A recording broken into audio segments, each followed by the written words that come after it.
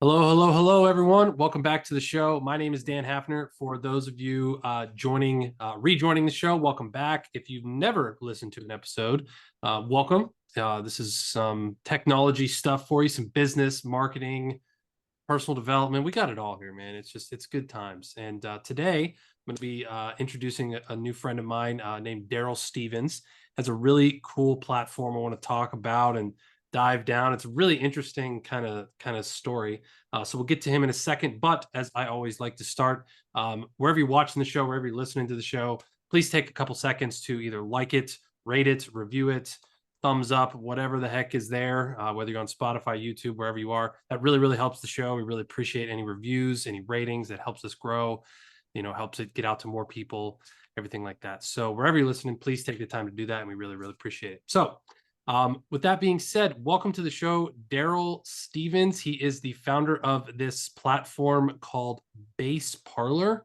It's really, really interesting. I won't take a lot of the thunder from it. I'll let Darryl talk about it, but it's a music sharing marketplace. They can go live now. They can do all kinds of cool stuff. So welcome to the show, Darryl. How you doing, man?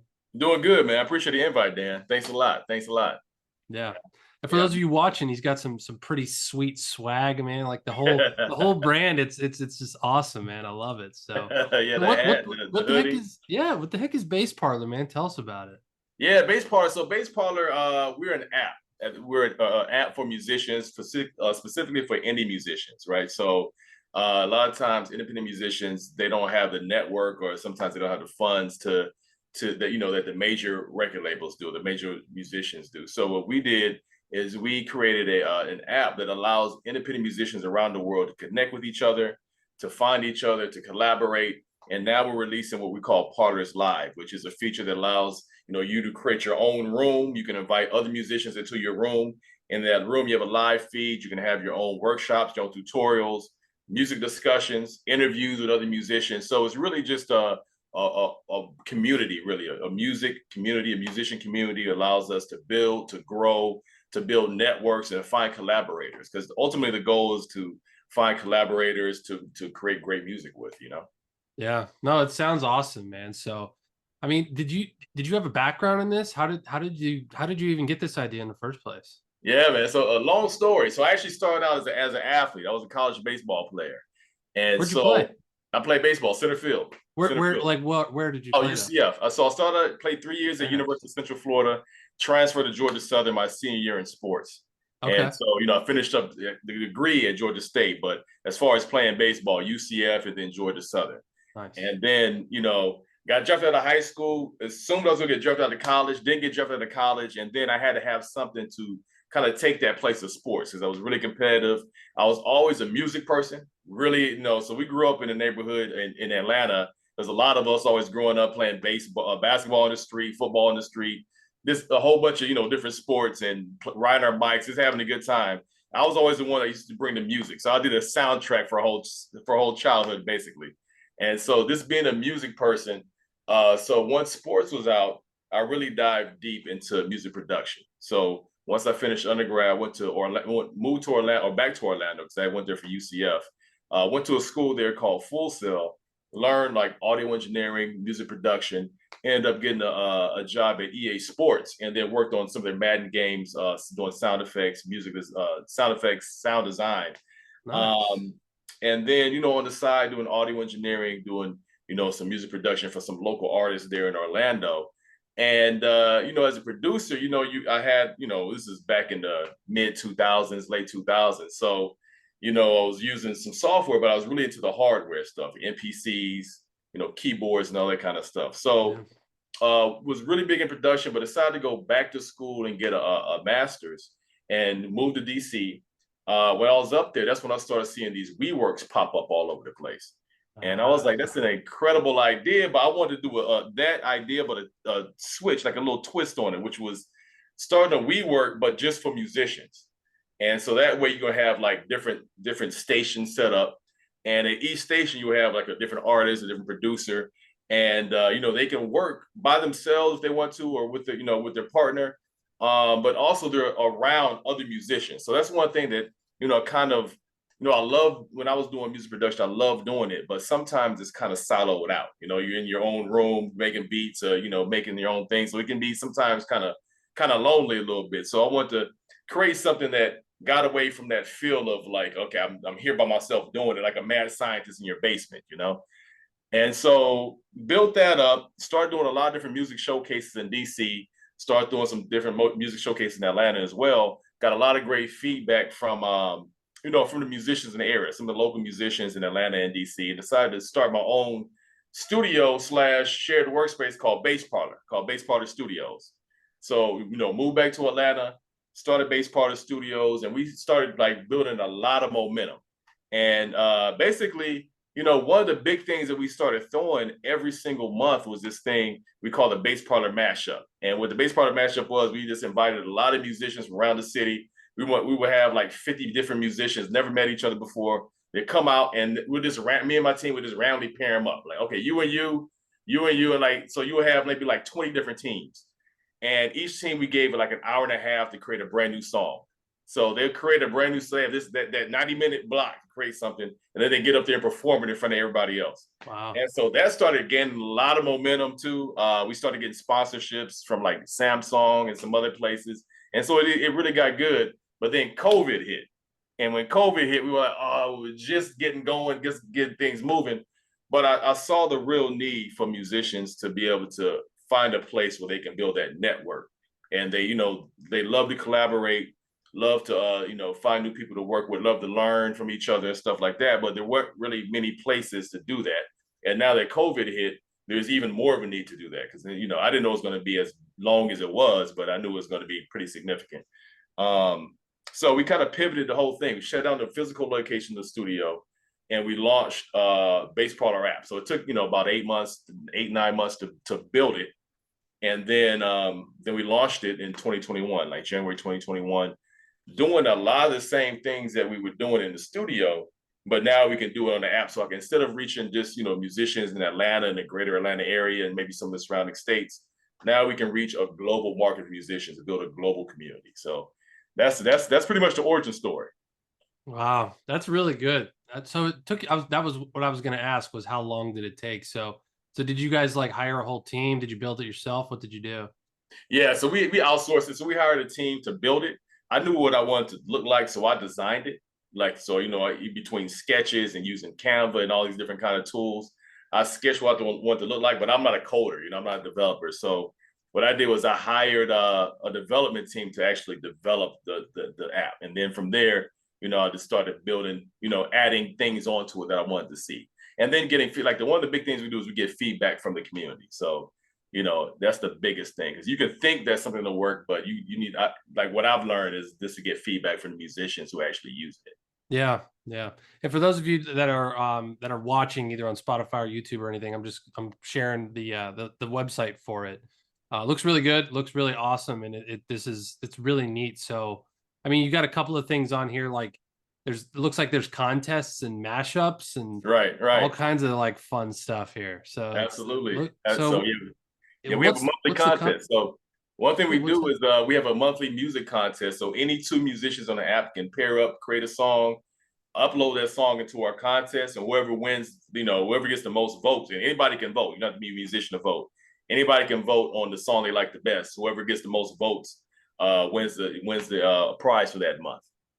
So it's just like what you were doing in person. You just made it in a digital form. Exactly. That's so cool, man. That's what's so beautiful about apps and software and technology and this kind of stuff, is you can literally take things that are existing in the real world and you can make them. I mean, it's not that they're an equivalent or it's just as good, or like, I'm sure those things that you were doing in person were freaking awesome, but it's like you said, you can reach a wider audience and you can kind of bring the same type of experience to that market. You know what I mean? Absolutely. And that's our goal, is it, because it's hard to replace in person. There's really nothing to replace in person, but we want to try to get as close to that as possible. And then, spread. And the benefit of that also, like you said, is a global market. So in person has its limitations. There's nothing like being in person, but also has its limitations as far as like your reach, you know what I mean? So, we try to bring the reach from, being in an app with that person to person feel of being in person as best we can. Wow. Is this the first business you ever started? No, actually, I started a business a long time ago. So I left EA Sports to start a business. It was an apparel company. And so it Okay. was focused in youth sports. And so started that in Atlanta where me and my best friend, we started this business where, we had, he was pretty good at photography. So basically we'd take a lot of action shots and it was clothes for parents to wear to at their kids' sports games. And so we made a lot of mistakes, but those mistakes is between the mistakes we made and some of the things I feel like I can improve on. That's the reason I went back to get an MBA, and also this learning from those mistakes helped me a lot starting this business. Because it was so many small things and big things that I would have done different if I had to do it again. But sometimes you got to go through that to know what you did wrong. Yeah, yeah. And if you guys are watching or listening, you want to actually check out the app. It's Bass, Bass, and then Parlor, Parlour. And you can download it on Google Play or the App Store. And we'll put the links for it in the show notes. But yeah, I mean that's awesome. I mean, it's I think we all, and we can talk about the entrepreneurship journey and all this different stuff, but it's you kind of that's a cool story of how you kind of I can see how you got here. You know what I Right. mean? Like that's Right. really cool. That's really cool. So have you ever gotten any you ever gotten any funding, or did you raise anything for this at all? Not yet, not yet. Wow.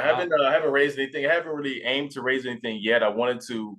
Uh, what I want to do is I might do crowdfunding because I have a very specific market I want to reach, and Yeah. a lot of investors. I've talked to a lot of investors, and I've gone to some different pitch competitions that have I would say like this conversations with investors. Not they want to invest in me necessarily, but just conversations. And a lot of them aren't necessarily music people. And so one of the fears I would have is getting an investor and going in a direction that I know wouldn't be the right direction. But it might be the right direction monetarily, but as far as culture wise, it wouldn't be the right direction for what I want to do. So I'm really me and my team are thinking hard about crowdfunding, going the crowdfunding route. So that way, we're being supported and invested in by other musicians and other, music lovers. Yeah, interesting. I'll actually have to. I have a guest coming on here in a few shows from now. I'll have to hook you up with because I think you might be Okay. able to benefit from something like that. It's not. I won't spoil it for everyone, but I'll definitely hook you up. Okay. Um, I appreciate that. but no, so where is this platform at? Like in terms of, do you have any like numbers, reach, like any stats you can share or anything? I mean, you don't have to if you don't want to, but Yeah, yeah, sure, I'm sure. just So curious. we launched in January 2021. We now have around 2,500 or so musicians on, Wow. mostly all around mostly the United States, but we're starting to see a big blips in other countries. Like we have a lot of West Africans, like people from Ghana, Nigeria, a lot of people from Europe. We're starting to see a lot of Eastern Europeans coming on the app, and so it's starting to have more of a spread. We're starting to see some Asian countries, some Southeast Asian countries. So it's like, but in all, around we have around 2,500 musicians on, and we're growing like very, very fast, really fast. But I would say around 80% or so are United States musicians, and we're still growing that. Wow. Good for you guys. Good for you, man.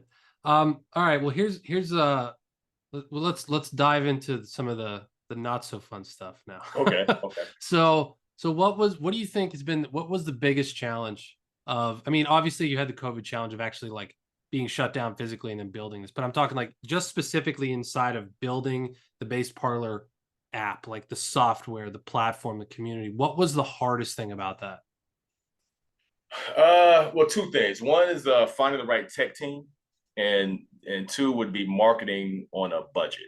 Those are two of the biggest things. So find the right tech team. Our initial tech team, they did a good job. I would compare them to like a high school coach, right? So they did a good job getting us started, but they didn't have the capability to go where I knew I wanted to go with it. So when I left them to go to another tech team, um, they talked a good game, but they weren't cutting the mustard like I thought they were. And Mm, so, from interviewing, it must have been around 6 or 7 different tech firms or development firms. I know I chose them, and they really sent me back like a full year.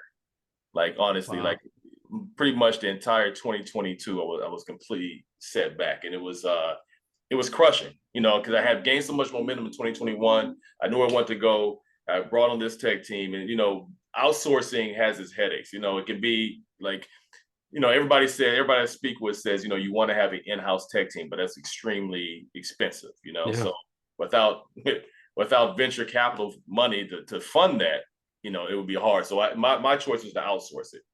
So that second tech team, once I left them, I'm with the tech team I'm with now. I found them actually through referral, and you know, that's the best thing I can say is like outside of your own interviews, you want to do your own due diligence, but also someone who's worked with them before. That says a lot. So I chose, you know, they interviewed great, but also I had like 2 or 3 people I knew that worked with them before, and I was like, okay, cool. So they vouched for them, and I went with them, and it's been great ever since. It's been really, really good ever since. So that was one huge frustration that set me back.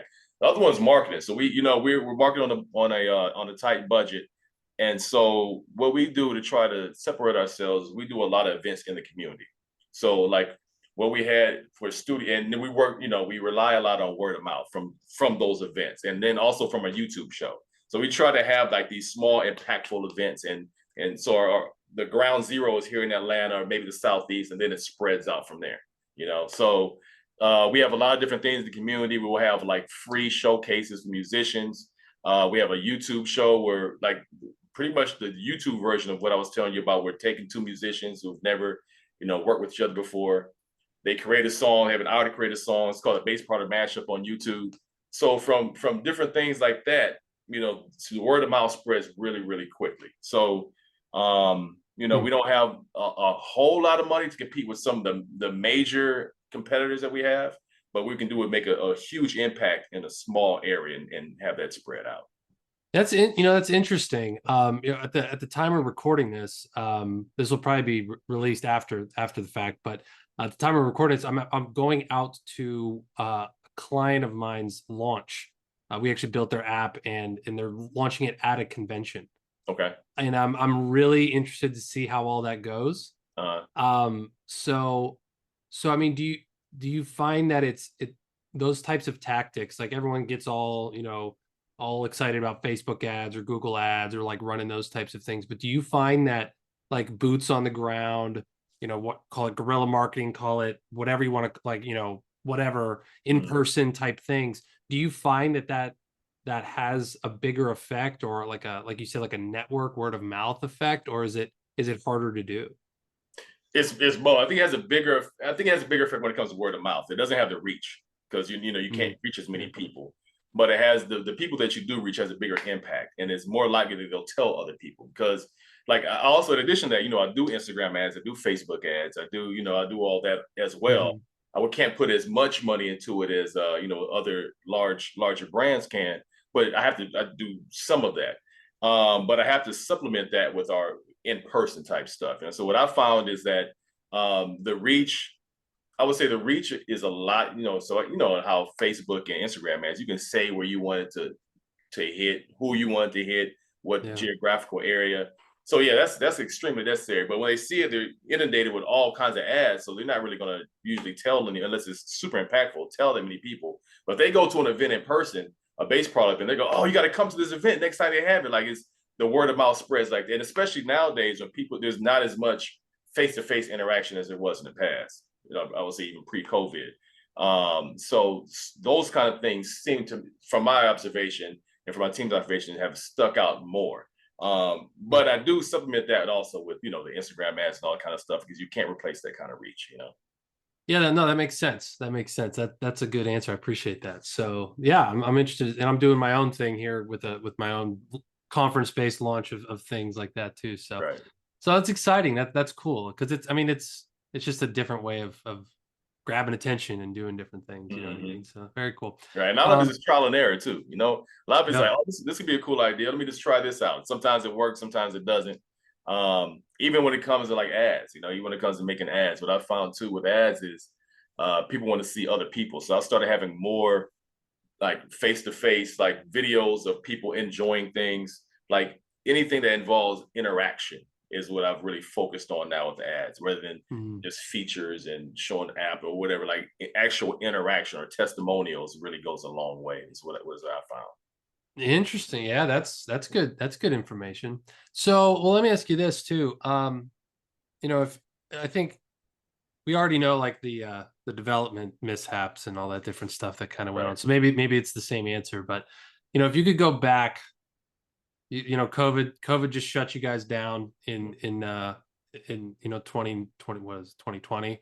Mhm. You're pivoting to this, you're doing this new platform. If you could go back, knowing what you know now, Right. what would you do anything different? What one thing would you do different if you would? Man. Um, you know what I would have done? Instead of opening the studio, I would have continued to have my one-off. I mean, now it's a huge thing because now I know that COVID happened. So that changes everything. But knowing that COVID happened, I went from throwing events, partnering with with an event venue or partnering with like a cafe. I partnered with all different kinds of people, right? And throw an event at their place, right? And I went from that to having my own studio. Instead of that, I would continue to do my one-off events and go straight from that to an app and just bypass the whole studio part because knowing now I would have had to shut it down due to COVID anyway. I could have saved some time. And then from there, I probably would have just gone from city to city, throwing different, which we're doing now. Go from city to city to throw different events at these different cities and accompany with that app. Instead of going through the but on the Yeah. bright side of that, I would say I would do that. But on the bright side of that, building that studio taught me so much. Taught me so much about running a business, running a physical location. It made me like a huge presence in the Atlanta independent musician market from that studio. So there was a lot of benefits from that I might not have gotten if I had gone straight to that. So it has its upside and downside, but if I had to pick one thing, I would say that's probably what it is. No, that's good. Like you said, you can look back and be like, man, shouldn't have done that. Maybe wasted time and money. But like you said, there was also benefits that came out of it too. Right. Interesting. Very interesting. Um, okay. So yeah, like what have you ever had any like big success stories come out of Bass Parlor? Like anybody that just went like viral or anything like that? Yeah. Yeah. No, I would say not really. I have a lot of musicians on the app that that were started, like for instance, they started during COVID, started getting bigger. Now they're huge, and Okay. some musicians have done that. None maybe that you recognize if you're in Atlanta. Definitely something that you would recognize here in Atlanta. Okay. There's a good guitarist here. What he did was pretty interesting. He during COVID, he would go around the Beltway in Atlanta, like this thing that connects different areas. And he went on his little scooter with his guitar, electric guitar, to start playing. To start playing stuff. I actually interviewed him for our podcast. We started playing, and then people would see him and playing guitar. He'll take electric guitar. He would take requests and everything like that. So now he's got probably I think a couple 100,000 followers on Instagram. He's become like a really big deal here locally. Named Hmm. Chavis Flag, Chaviss Flag. So he's really good. Hmm. He's been a bass part supporter from very early on. We have a bass guitarist who went on tour with Summer Walker. Um, I interviewed him for the bass part. He's a big bass part supporter from early on too. He used to come to the studio a lot, and he was actually on the Tiny Desk series with Summer Walker. So Hmm. yeah, we have a lot of people who are doing some things in the local community. Yeah, so we have some pretty good people, and then like people like that are great for our new partners live to teach their own sessions, to join other people's sessions, and just add to the conversation. So that's what we're working on. Very cool. Very cool. Okay, so what do you think, someone with some industry experience in the music industry, obviously. Um, I love getting to this question at the end with everyone. The big bad ugly AI type Yeah. of conversation, like Oh yeah. what do you think? I mean, I haven't actually I've talked to people, like how is it going to affect your industry, this industry, Mhm. that. I haven't really talked about the music stuff. We just talked to somebody about the movie industry.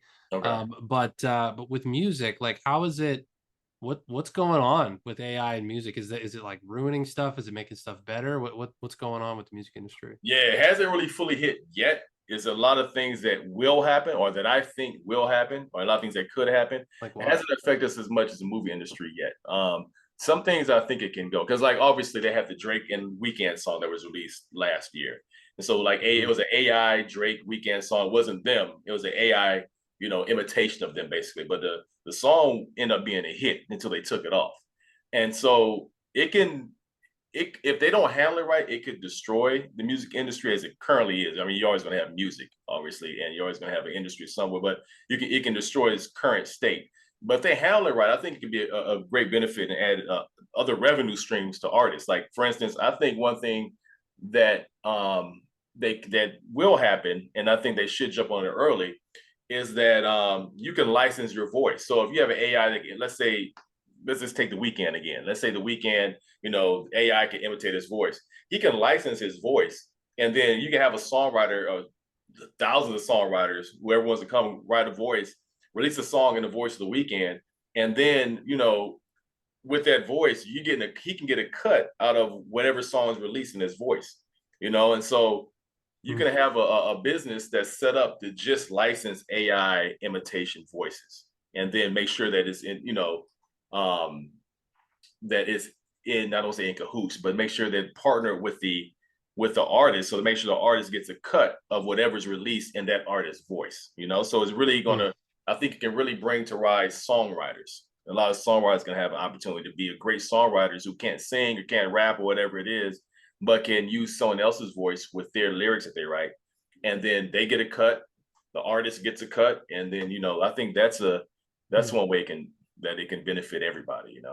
Yeah, that's interesting, because I mean, I remember, I gotta say, I'm not big into the music industry. I love music and stuff, but I'm Right. not like, I don't follow it, very closely or whatever. But I think, like I remember when they said, like LimeWire, those types Yeah, of things I came remember out, and that. streaming came out. They were like, or like even, yeah, it was streaming music. They were like, this is gonna ruin everything, Right. and sure enough, it's just really helped some people explode, like Right. you said. It's so, but then I also think about, when I was a kid, I had a Walkman, you know what I mean? I would like be Yeah, me listening to too. CD players Oh and yeah. stuff.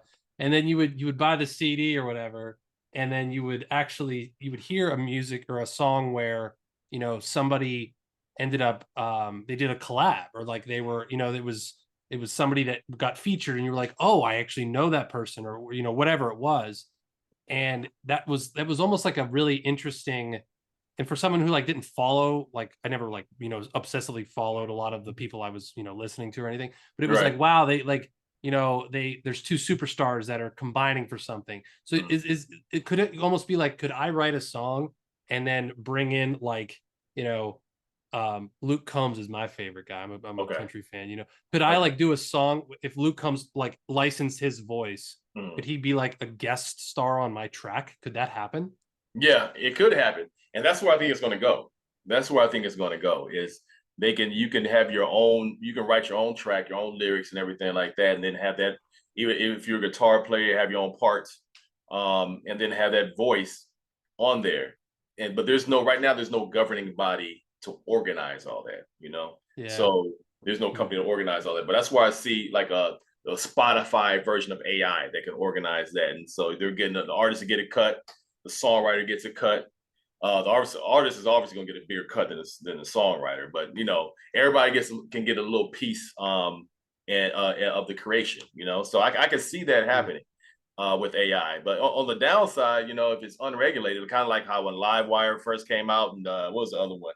Azure. I used to download stuff in Napster, all that Yeah. kind of stuff. Yeah, so I was heavy into that. I know about all those different programs, but yeah, I think beginning before it's organized, before you have some kind of organization or some kind of company to really make it all legal. I think it could be the Wild West for a while, where just people just releasing stuff all over the place and it gets taken down, and someone releasing another Drake song or Beyonce song that gets taken down, or so it's going to be the Wild West for a second.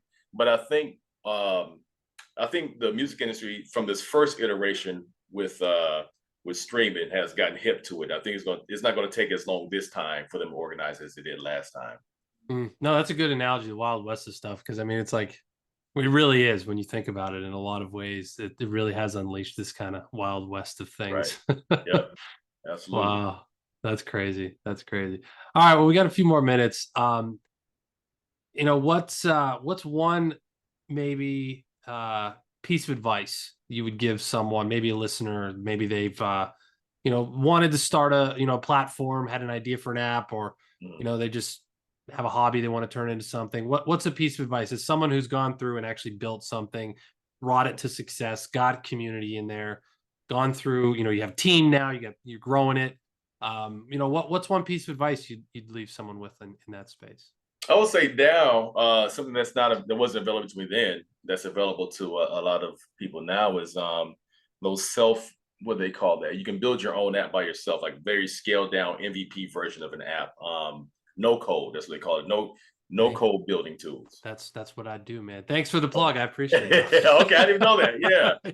Yeah. So Sorry, I wouldn't spend all that money on developers yet. I would test the idea first. I would get a no code, develop it no code, even if it's like a scaled down, very ugly, nasty version of it. But at least you can get some feedback on it. You can get some interest. People can get on there and see they can have a physical product. And I think that one thing that does is that gives you feedback from your users. I know, and this is true for not just apps, but just businesses, period. So your idea of what can work is a lot different than a lot of times what actually works or what actually people gravitate to. And you don't want to spend a whole bunch of money in something that you think can work without any kind of evidence. And at some point you do have to take some sort of a leap, but you want to make that leap as small, as short as possible. So I think getting that feedback, building something very scaled down, getting that feedback from users and from like the first wave of users, from customers, from people. And then from there, as you start to grow, then you can start building onto that. And you can always, they have no code tools now that, if you need to, you can take the code out of there and then put into, another code builder, like, what's native, what's that thing called? React Native or whatever, Flutter, whatever you want to do, you can take that code out. So you have a lot of different options on that end now that I didn't have back then. So I will start with that, but that's not just apps, it's anything. I think like there's a book that talks about that called Lean Startup. It's the same concept that I would take to any industry, which is like test the idea first. Yeah. That's a big thing I would say. Did you guys do that with the Bass Parlour app? Did you start it with a no code thing? No, we didn't. I started with it was almost a no code. They didn't have no code back then, but they might have. I didn't know about no code back then. Yeah. But we started with a web app. We started like a web version of the app, and it was really cheap. It was a really cheap version of it. I had someone build a web version, and so it essentially did the same thing. But some of the feedback I got from the web version is, it's pretty cool concept. I like it, but I'm not going to go on the website to do it. I wanted to have it on my phone, And so that's a big thing that I got. So yeah, so I had a different version of having that MVP, that scaled down version, but yeah, it wasn't a no code app version of it, which I would do now if I had to start from scratch. Well, it's too bad you didn't know me, because I could have helped you out with it. Yeah, man. Man. About 3 years too late, man. Where were you? Man? I wasn't marketing the podcast as hard as I was, I guess. That's maybe where it was. I actually started in 2020 with all this too. Okay. So, but no, that's really, and that there's another piece of that too, is, you can do it as a web version instead of a native app, and it's not as super convenient, but you probably don't have to go through the approval process of Apple and Google and all that other stuff too. Yeah, so there are trade-offs. Yeah. Well, anyway, just like Darryl said, man, you guys want some no code stuff, Dan's your guy. I'll hook you up. Don't worry. I'm gonna send some people your way too, man. Because I have some friends who I know you do that, but I have some friends who have some app ideas, and that'd be perfect for them. Absolutely. It's I'm a huge advocate for it. It's what Dapper Mobile Apps is. Okay. I don't really try to push it or advertise it a lot, but since we're talking about it, dappermobileapps.com, man. That's where we'll get you hooked up. We do MVPs, we can do responsive stuff, all that stuff. It's really fun. I'm a huge fan of it. I started my very first running and fitness app doing no code. Never had a background in any of it, and kind of built an agency around it. So yeah, man. So, but anyway, it's not about me. That was just a fun little segue into that. But you can check that out if you want. But I really recommend you guys check out bassparlourapp.com, right? It's bassparlourapp.com is the website. Right. And then you can download the app on the Apple or Google Play Store. So yeah, man, this is really cool. This is really inspiring, really fun stuff. I'm excited to see where you guys take this next.